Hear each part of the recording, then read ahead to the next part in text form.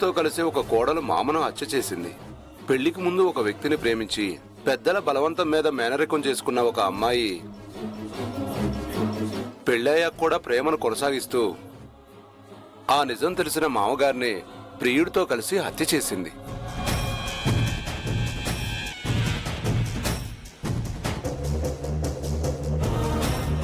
పెళ్లికి ముందు ఒక వ్యక్తిని ప్రేమించి పెద్దల బలవంతం మీద మేనరికం చేసుకున్న ఒక అమ్మాయి పెళ్ళయ్యాక కూడా ప్రియుడితో ప్రేమను కొనసాగిస్తూ ఆ నిజం తెలిసిన మామగారిని తన గుట్టు రట్టు కాకుండా దారుణంగా హత్య చేసిన సంఘటన శ్రీకాకుళం జిల్లా రాజం గ్రామంలో జరిగింది.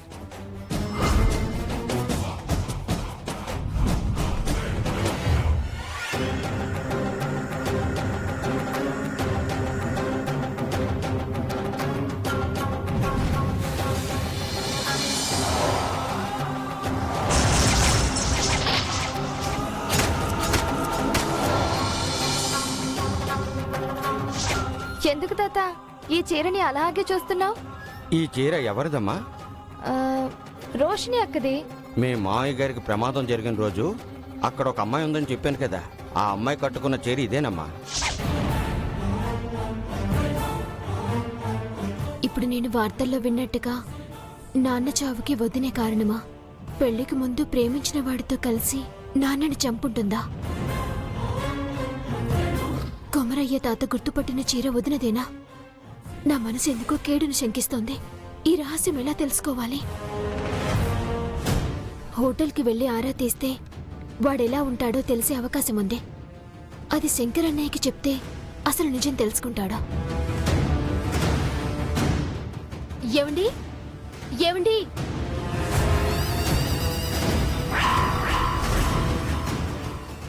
ఏంటి మీనాక్షి?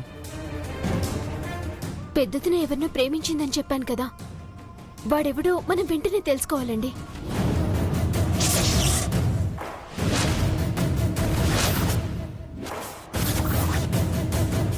ఆ వ్యక్తి నేనే మీనాక్షి.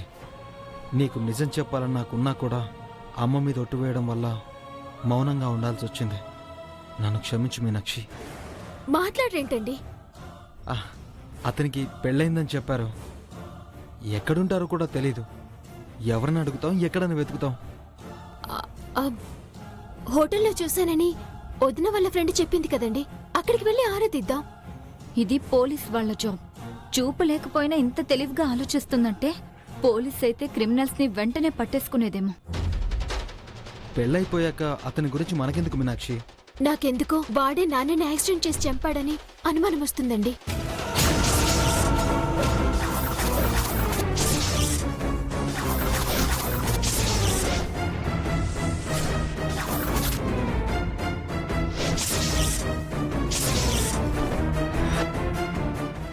నీకెందుకు అలా అనిపిస్తుంది?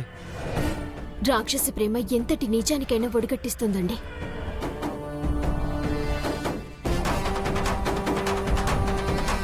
వదినేమో వాణ్ణి కాకుండా అన్నయ్యని పెళ్లి చేసుకుంది. వాళ్ళ ప్రేమ గురించి నిజం నాన్నకి తెలిసి మాకు చెప్పేస్తాడేమోనన్న భయంతో చంపేసి ఉండొచ్చు కదా.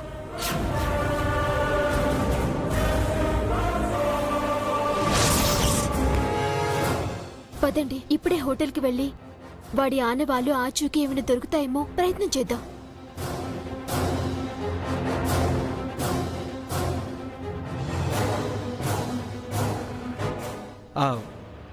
మంచి ఆలోచన మీనాక్షి. వెళ్దాం పద. పదండి.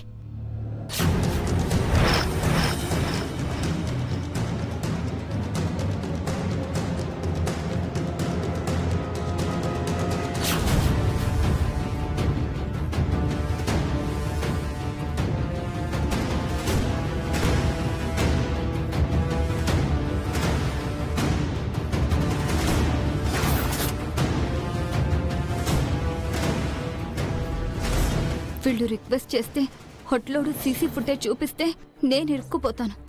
కార్తిక్ గాడైతే అన్నిటికీ ఫిక్స్ అయిపోయి ఉన్నాడు. ఇప్పుడెలా? ఏం చేయాలి?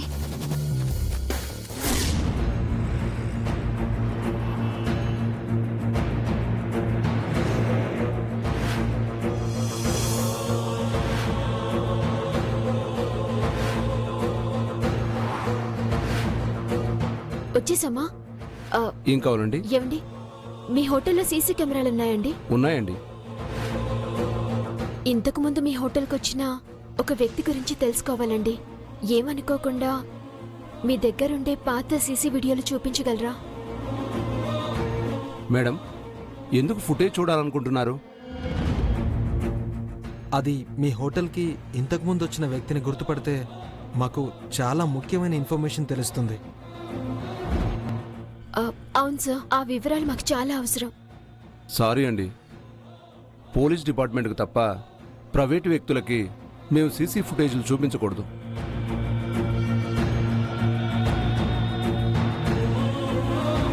అయ్యో, దయచేసి అలా అనకండి సార్. కొన్ని నెలల క్రితం మా నాన్ననెవరో చంపేశారు.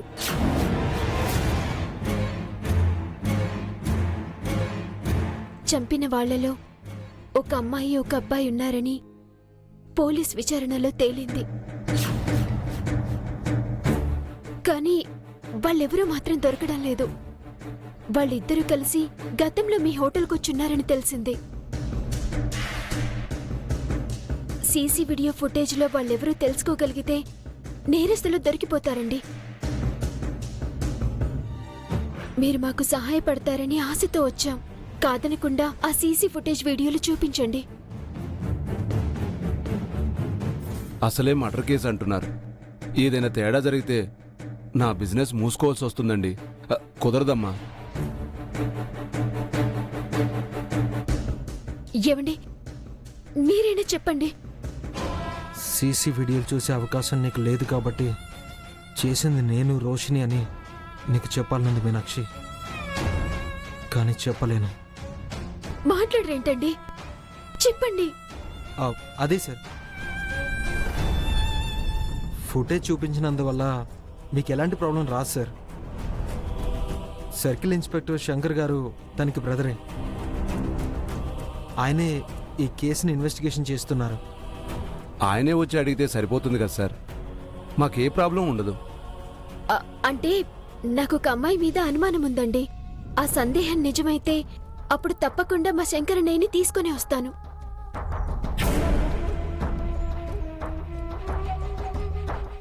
మా నాన్న ఎవరికి ఏ ద్రోహం చేయలేదండి. వీలున్నంతలో 10 మందికి సహాయం చేసే ఆయన్ని అనవసరంగా చంపేశారు. మీరీ విషయంలో మాకు సహాయపడితే మా నాన్న ఆత్మ శాంతిస్తుందండి. దయచేసి కాదనకండి. ఆడపిల్ల అయ్యుండి దోషుల్ని పట్టుకోవడానికి మీరు పడే తపన చూస్తుంటే హెల్ప్ చేయాలనిపిస్తుంది. కానీ అయ్యో, మీకే సమస్య రాదండి, నన్ను నమ్మండి. పోలీస్ ఆఫీసర్ మీ బ్రదర్ అంటున్నారు. మీ మాటల్లో నిజాయితీ ఉందనిపిస్తుంది, అందుకే హెల్ప్ చేస్తున్నాను.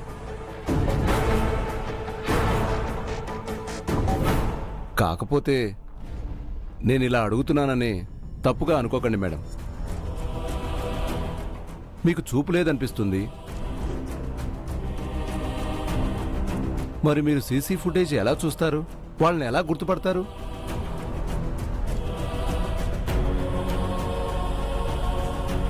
నా చూపు పోవడానికి కారణం కూడా వాళ్లేనండి. మా ఆయన వాళ్ళని గుర్తుపడతారు. మీకు ఎప్పటి ఫుటేజ్ కావాలండి? జనవరి 19 నుంచి అంతకు ముందున్న వీడియోలు చూపించండి.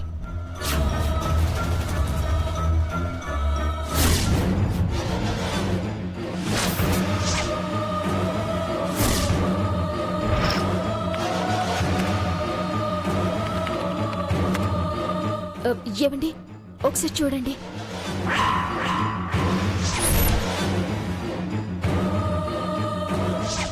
పెద్దదిన ఎవరినో ప్రేమించిందని చెప్పాను కదా, వాడెవడో మనం వెంటనే తెలుసుకోవాలండి.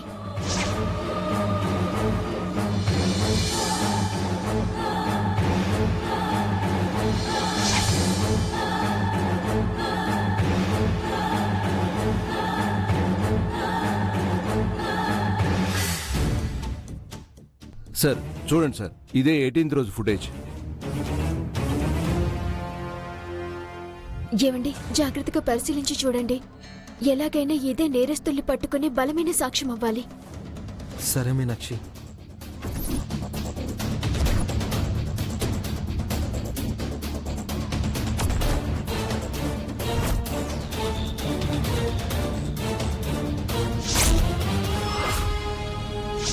నాకెందుకో వాడే నాన్నని యాక్సిడెంట్ చేసి చంపాడని అనుమానం వస్తుందండి.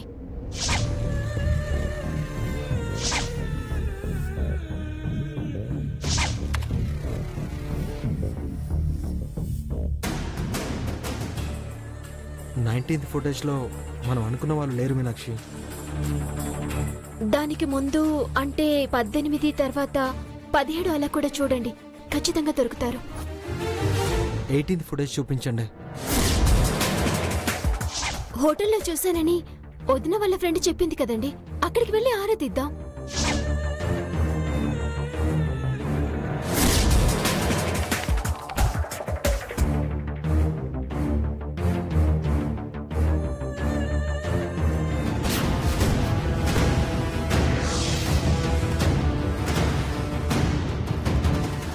సార్ ఇదే సార్ ఆ ఫుటేజ్.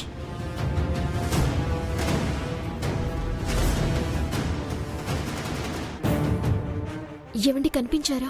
లేరు మీనాక్షి. నెక్స్ట్ చూపించండి. 17 అలా కూడా చూడండి. ప్లే చేయండి. ఓకే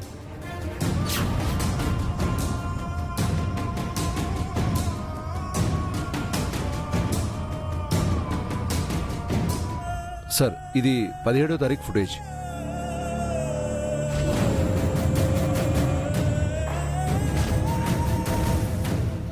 17న కూడా లేరు మీనాక్షి. అయితే 10వ తేదీ నాడు ఈ హోటల్కి వాళ్ళు ఖచ్చితంగా వచ్చే ఉంటారు. ఆ తేదీ చూడండి. చూడండి సార్. ఓకే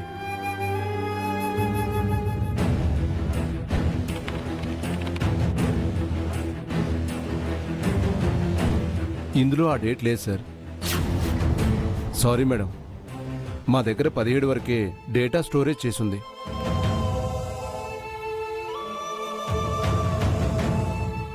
ఆరు నెలలు దాటింది కాబట్టి 16 నుంచి ఉన్న ఫుటేజ్ అంతా డిలీట్ అయిపోయింది.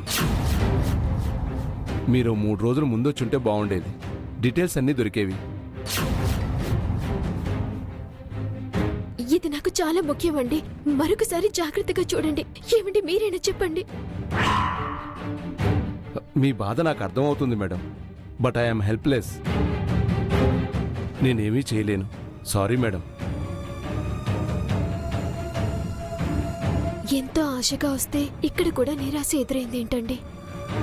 బాధపడకు మీనాక్షి. మన ప్రయత్నం మనం చేసాం. వెళ్దాం పద. మనం ఒకరికొకరం విడిపోకూడదన్నది మా అమ్మ కోరిక. నా ఆశ మాత్రమే కాదు మీనాక్షి, దైవ సంకల్పం కూడా అదే. అందుకే సాక్ష్యం దొరకకుండా చేస్తున్నారు. మీనాక్షి పద.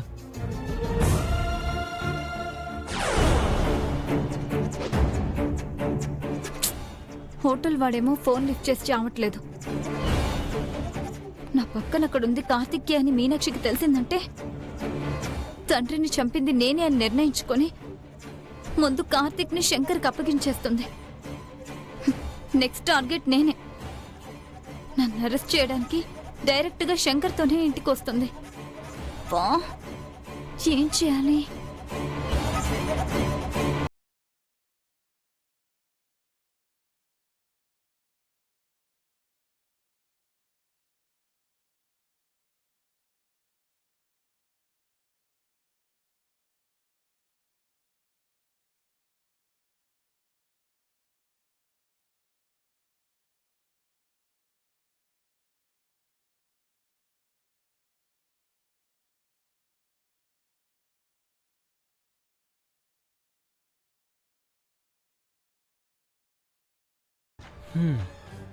ఇప్పుడు దొరకలేదని చెప్తే ఇది రిలాక్స్ అయిపోతుంది.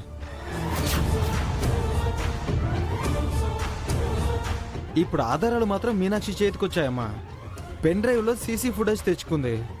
పాపం తను చూడలేదు కాబట్టి ఆ వీడియో శంకర్కి చూపించి అసలు వాస్తవం తెలుసుకుంటుంది. అవును మర్చిపోయాను, లగేజ్ ప్యాక్ చేసుకో, జైలుకి వెళ్ళాలి కదా. ఏంటి కార్తిక్ నువ్వు? మీనాక్షి చేతికి పెన్ డ్రైవ్ రాకుండా మేనేజ్ చేయాల్సింది. నేను హోటల్ వాడికి ఫోన్ చేశాను కానీ తను లిఫ్ట్ చేయలేదు. ఇదకి నేనెందుకు మేనేజ్ చేస్తాను? శిక్ష అనుభవించడానికి నేను ఎలాగో రెడీగా ఉన్నాను. నువ్వు మారి ఇప్పుడు మీనాక్షి కాళ్ళు పట్టుకోకపోతే నేను చెప్పినట్టు నీ బతుకు కుక్కలు చింపిన విస్తరే. అర్థమైందా?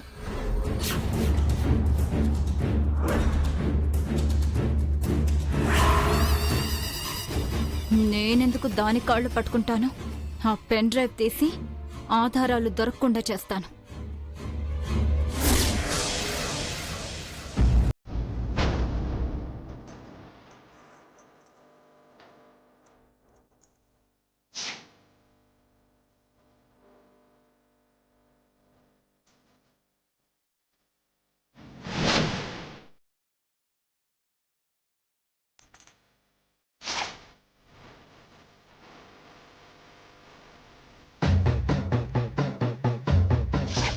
ఎవరో కే రోషిని అనే అమ్మాయి నా అడ్రస్ మీద వెహికల్ తీసుకుంటే దానికి నేను మా అమ్మాయి రెస్పాన్సిబిలిటీ ఎలా అవుతాం?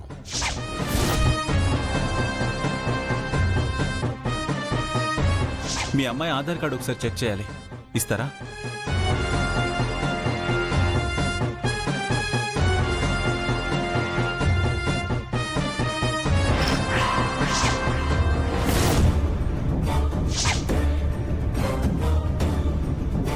దీని మీదున్న ఆర్కే అంటే కాట్రాగడ్డ రోషిని అయి ఉంటుందా?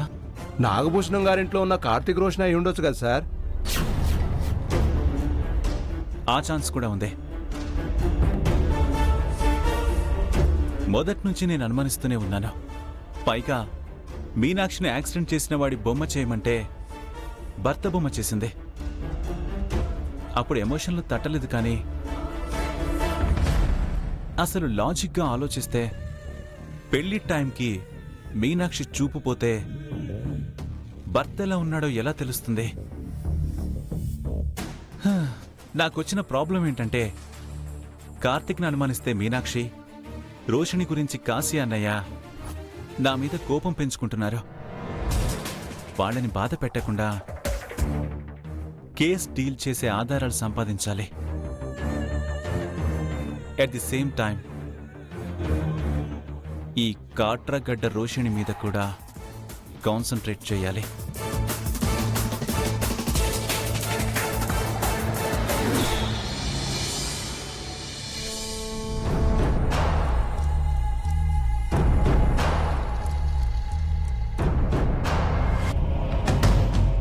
ఇప్పుడు ఆధారాలు మాత్రం మీనాక్షి చేతికొచ్చాయమ్మా.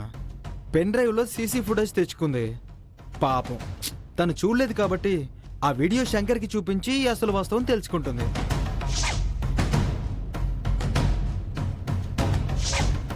నువ్వు మారి ఇప్పుడు మీనాక్షి కాళ్ళు పట్టుకోకపోతే నేను చెప్పినట్టు నీ బతుకు కుక్కలు చింపిన విస్తరే.